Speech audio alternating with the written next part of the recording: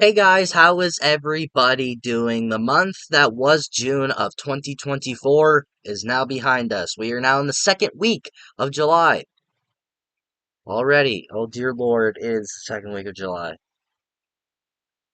Before I know it, Deadpool and Wolverine will finally be released. Can't wait for that, but at the same time, that also scares me because that means it's closer to August already.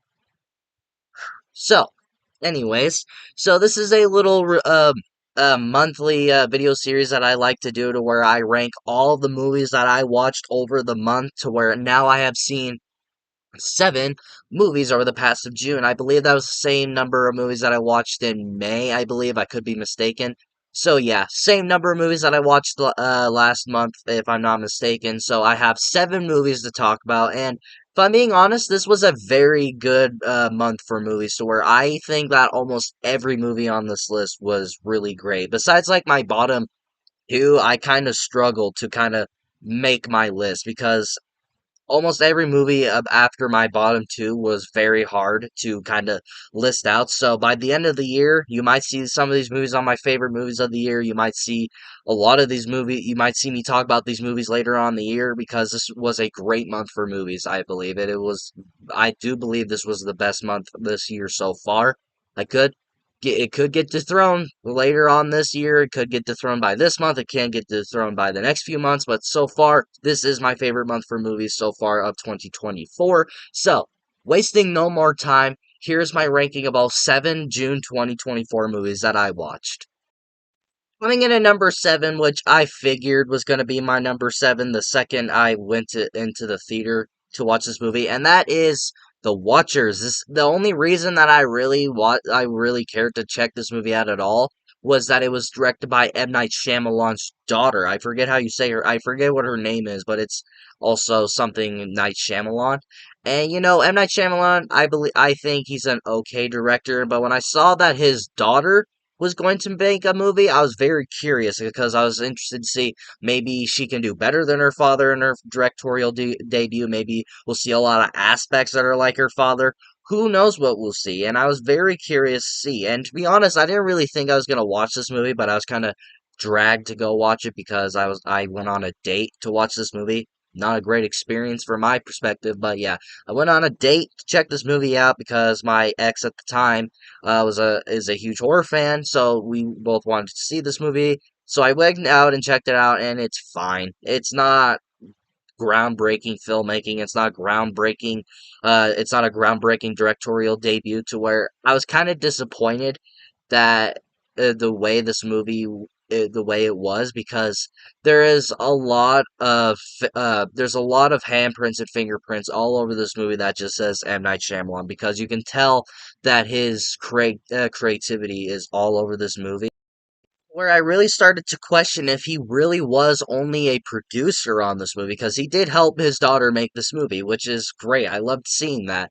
But to where it made me really question if he even produced this because it felt like that he was the one that directed this because there was like a lot of things going on here to where they don't really explain anything, they don't really explore much, which pure M. Night Shyamalan, it's to where we've seen that a lot in his movies, to where I don't know if that's just how his daughter made movies or if she just took a lot of feedback from her father. I'm hoping by the next time she makes another movie, which I'm hoping she does. I'm hoping that she does make another movie because I do want to see what else she can do.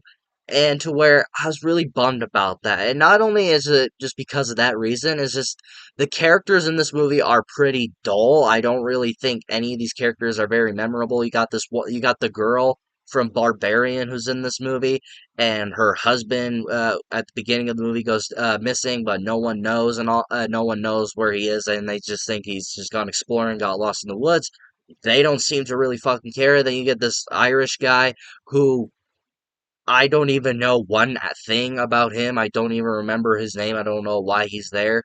And then you get the old lady from the Texas Chainsaw Massacre movie on Netflix, which she seems to be the know-it-all person that knows everything that's going on. She knows who the Watchers are and all that. And then you get the main chick who I forget where she's from, but I have seen her before. I forget her name. She's this blonde girl that is taking this bird to fucking who knows where, And basically, this entire movie is because of a fucking bird.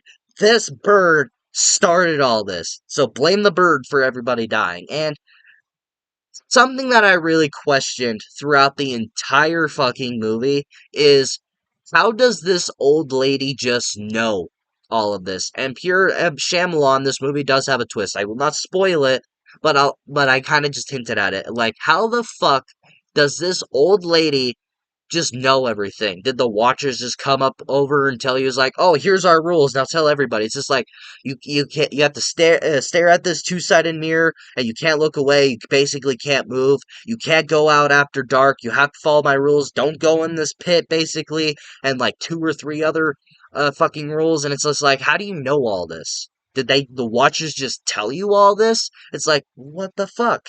And we don't really get to see the Watchers much, and I kind of like that about the movies, that you don't really get to see them. It's like your imagination what they kind of look like. But I will say another positive is that the concept of this movie is great. I do like this concept to where you basically have to look at this two-sided mirror, and you basically have to entertain these Watchers, basically. That's a great concept, very creepy concept, and I love this in the woods thing to where you can't really go anywhere because you're in the woods, you won't fucking know.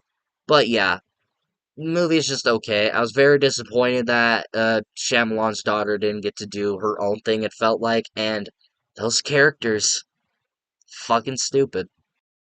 Coming in at number 6 is going to be Horizon, an American Saga. And what's funny about this is that as I was doing my list for this video, I was finally found time to do this list. I finally found time to make the list out, and I put Horizon down, and my phone went off.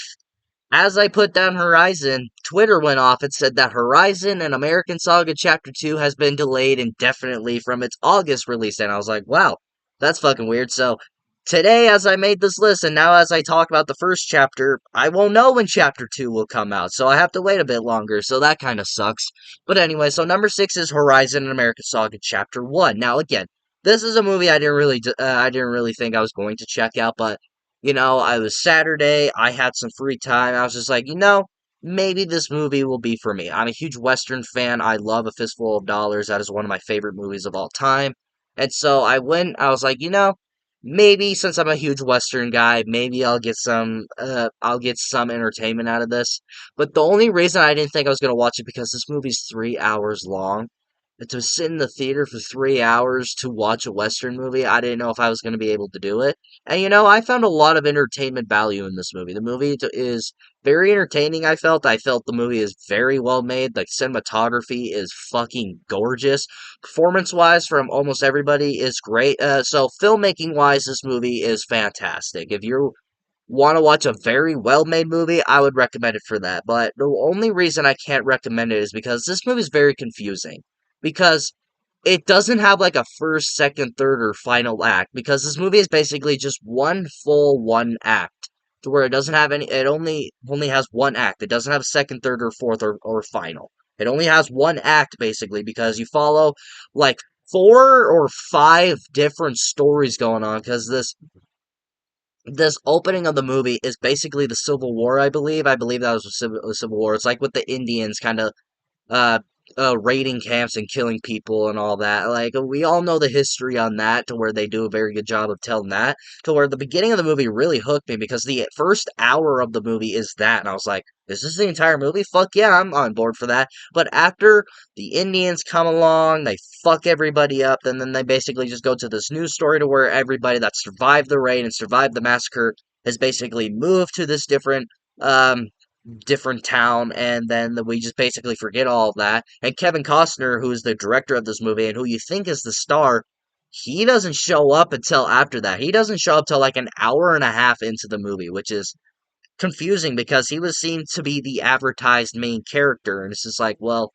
you were advertised as the main character, but you don't show up until an hour and a half into your movie? That's fucking weird, dude. But anyways, and then you follow fucking Luke Wilson of all fucking people to play in this movie, who I like Luke Wilson, but I didn't think he'd do a movie like this. But then you follow Luke Wilson, who seems to be this leader of this group, and he's kind of trying to make sure everybody's safe. They're trying to get to this other side of the fucking West, basically.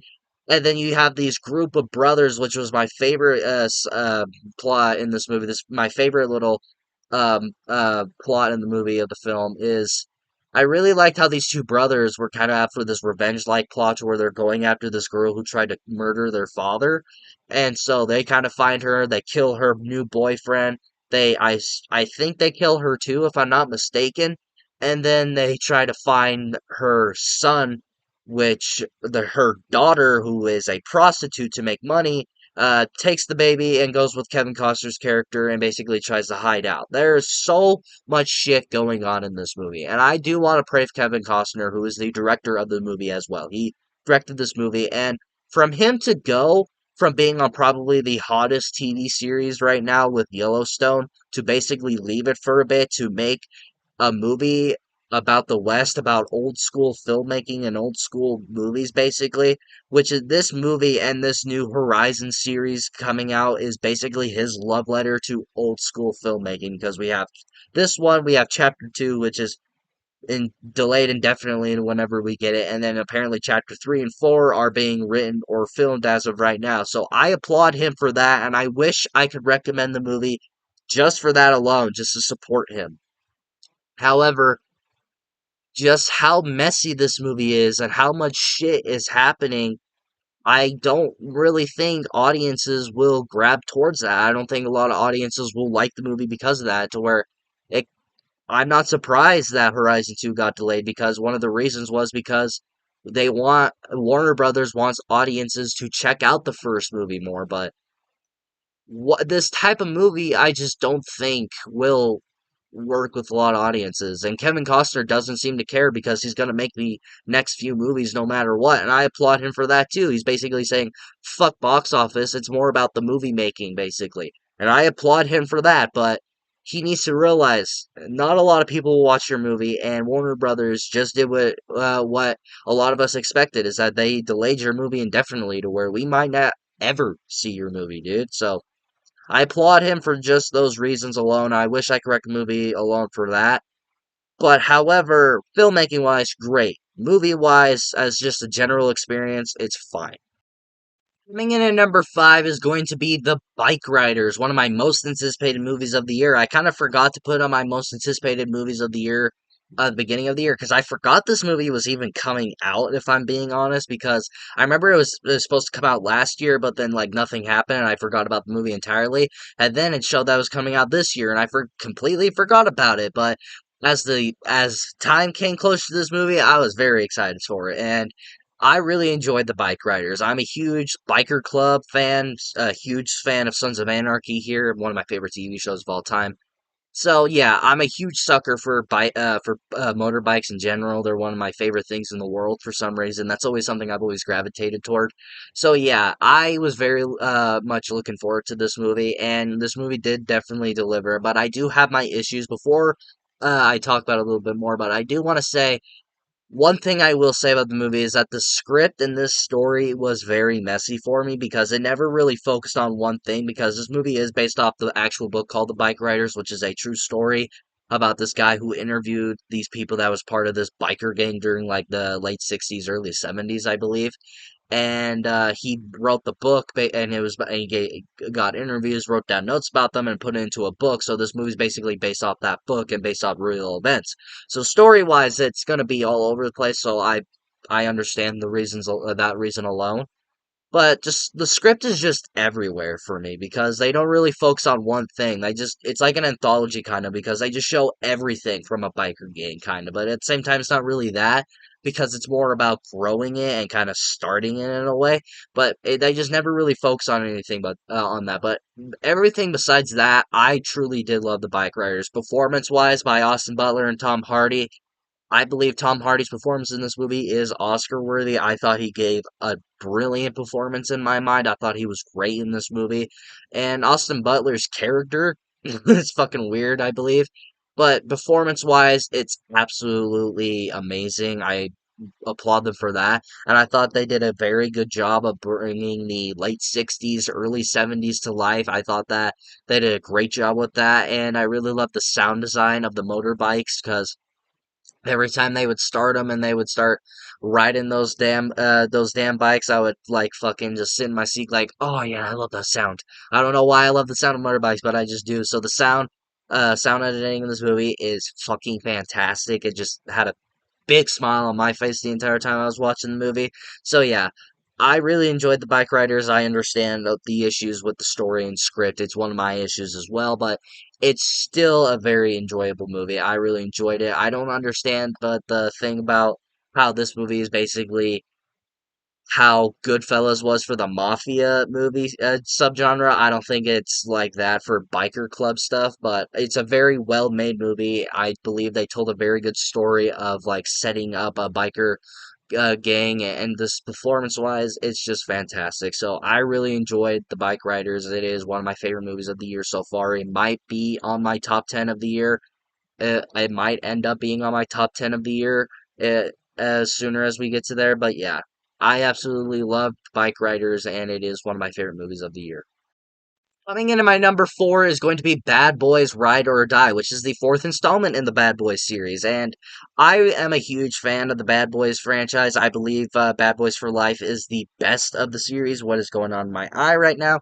But yeah, I believe Bad Boys for Life is the best of the series. And when you got everybody coming back for the sequel, you better hope they deliver. And if you are a Bad Boys fan, all I will say is that you will love this movie. If you are a Bad Boys fan, you are going to like this movie. You are going to enjoy this movie. So this movie's basically made for Bad Boys fans. The action is at its best. I really love the little warehouse sequence to where you got to follow the gun around and like first person shooters type stuff where you got all the stuff on Twitter showing behind the scenes on that. And Martin Lawrence's Will Smith's chemistry is still off the bat.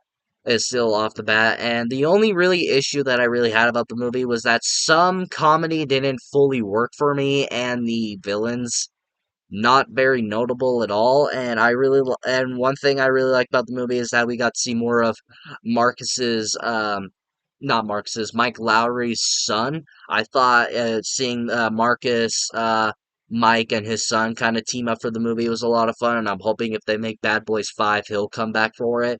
So yeah, if you are a Bad Boys fan, you are going to love this movie. If you are not a Bad Boys fan, then don't even bother with it.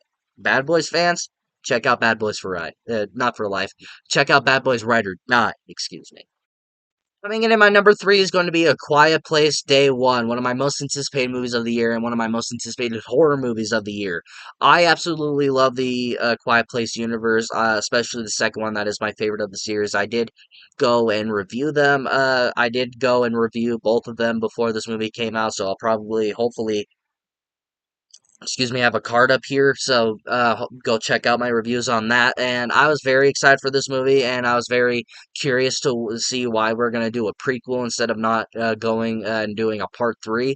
And this is what every prequel should do, is to where it should tell a story that is worth telling before the events of the first movie, where I believe they did a good job of just focusing on new characters instead of trying to focus on John Krasinski's family in the first two movies. I'm glad they didn't try to focus on them for a prequel and instead focused on two different characters that excuse me, that focused on two characters that were living through the apocalypse at the very beginning. I really loved that. I really love that they did that. The two, Joseph Quinn and the girl from Black Panther. I thought those two's performances were great, and I really loved the more suspenseful horror vibes of this one that I really enjoyed.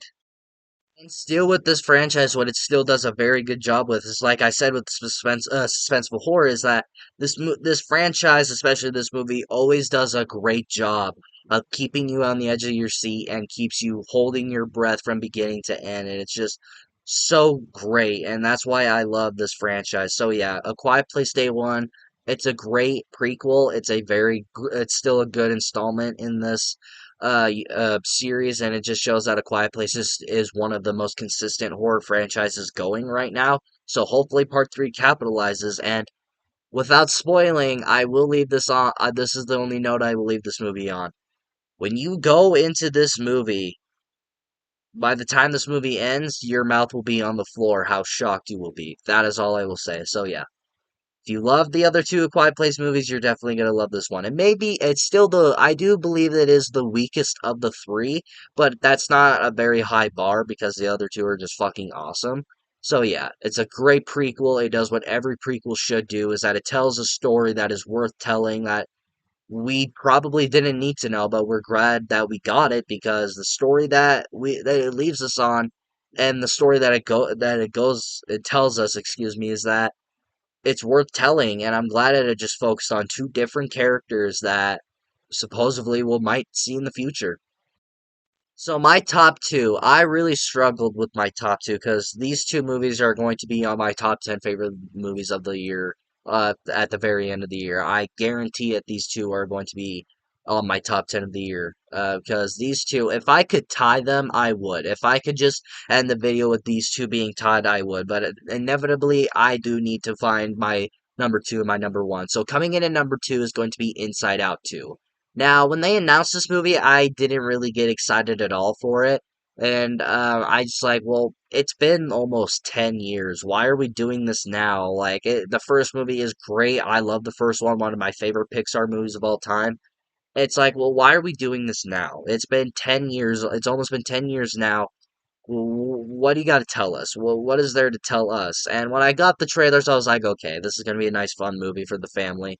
But when you go and watch it, it's a great fucking movie. It is one of my favorite Pixar movies now, and there's no doubt why this became Pixar's highest grossing movie of all time, and there's no wonder why this movie destroyed it at the box office. This movie's already made $1 billion within a month. That is fucking amazing to me, and I'm so glad to see that because this movie did deserve it. To where, there isn't, this is a very personal movie for me too because this movie does have a lot for the kids, a lot of funny moments for the emotions, kind of going on another journey to save Riley. And you got the new emotions, who I thought were great, especially Anxiety, voiced by Mia Hawke, who is an upcoming rising actress who I've just grown to love ever since Stranger Things, which I could see that girl doing Oscar-worthy performances. I thought she was great in this movie, and the new emotions were hilarious. I loved Embarrassment. He was pretty great in this movie. So yeah, just seeing the emotions going on another journey was just fun enough, and it's funny for the kids too, but the type of emotional and very personal story that it has for me because Riley is supposedly, I believe, 13 or 15 years old, if I'm not mistaken. And I am 15 years old.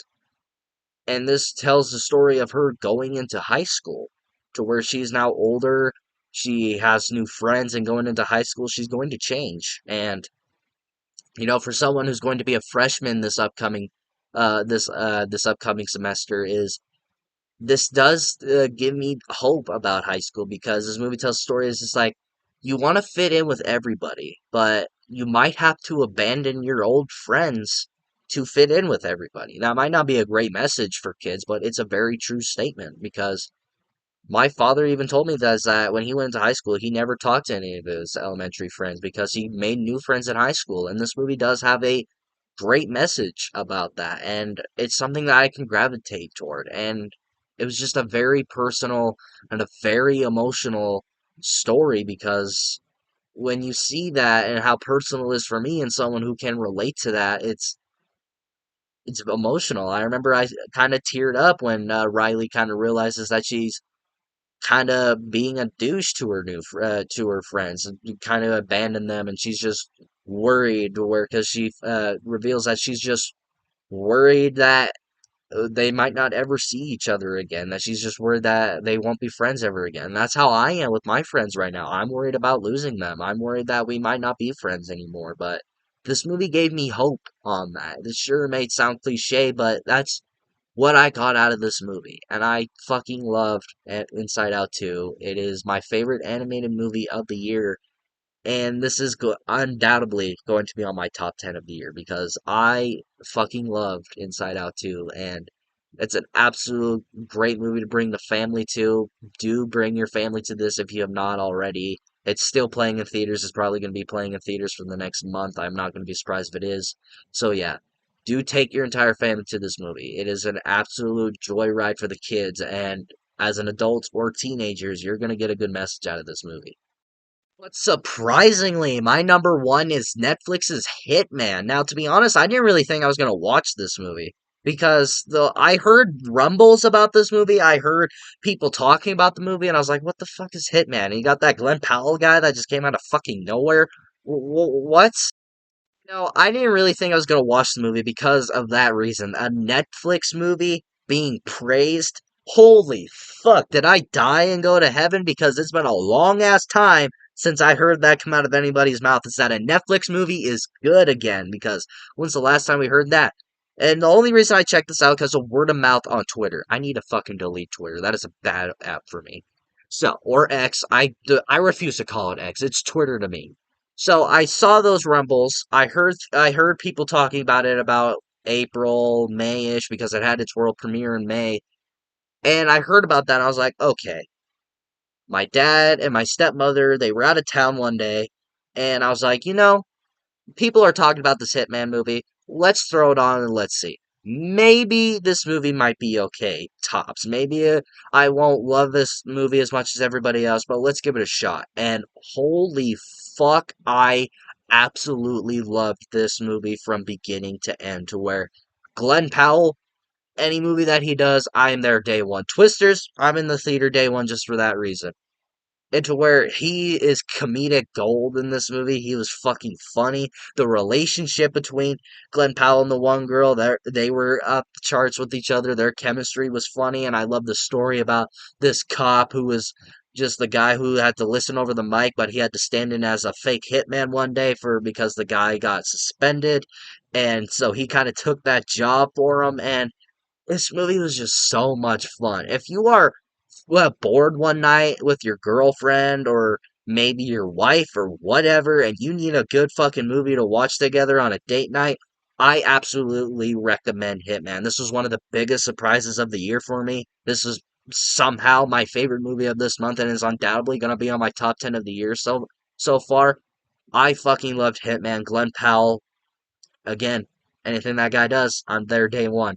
If you're looking for a good date movie, get back on Netflix and check out Hitman, because Netflix has kind of been on a hot streak. We got Hitman and Beverly Hills Cop Axel F. Wow, we got two good Netflix movies this year, surprisingly. Ooh, that was a lot to take in. I've been sitting here for like a half hour in this fucking hot ass room talking about 7 movies. Thank you all so much for watching my ranking of all 7 movies that I watched during the month of June. Let me know what movies you checked out during the month of June down in the comments below. And if you like this video, like it. If you love to subscribe to the bell notifications so you will get notified for all of my latest videos. And of course, until my next video, I'll see you all next time.